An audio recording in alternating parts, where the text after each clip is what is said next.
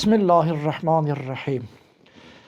Bildiğimiz kimi boynunda cənabət quslu olan adam, cunub adam, sübh əzanına qədər gərək qusul etsin, sonra oruca daxil olsun. Yəni sübh əzanından əvvəl gərək qusul etsin. Əgər qusul etməyə imkanı olmasa, su yoxdur, şəraiti olmasa, təyəmmüm edib ki, oruc vaxtına daxil olsun. Yəni sübh əzanından qabaq gərək təyəmmüm etsin.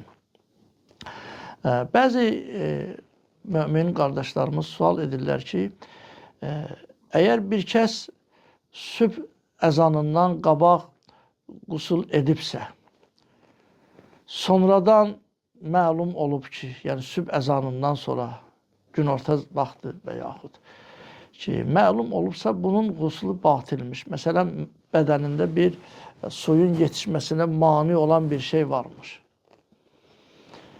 Bu surətdə bəli, qusulu batildir, o qusulu təzələməlidir. Namazı da qusul edəndən sonra səhərki sübh namazını qılıbdır. O namazı da təzələyəcək, yəni qəzaya getibsə yenidən qəzasını qılacaq. Amma orucu səhihdir. Orucun qəzasını Ramazan-ı Mübarəkdən sonra yenidən tutmağa ehtiyac yoxdur. Orucu səhihdir.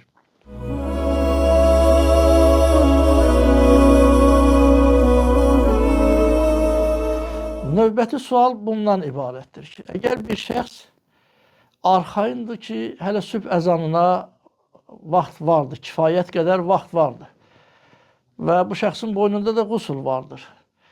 Qusul edərkən ki, daxil olub hamama ki, qusul edərkən hələ qusul tamam olmamış, qusulun ortasında, məsələn, başın boynun yuyubdur, bədənin yuyarkən hələ qusul tamam olmamış, sübh əzanı olarsa, əzan səsi gələrsə, məlum olar ki, bəli ki, sübh əzanı artıq daxil oldu. Bunun qusulu natamam oldu. Qusulunu tamamlayacaq.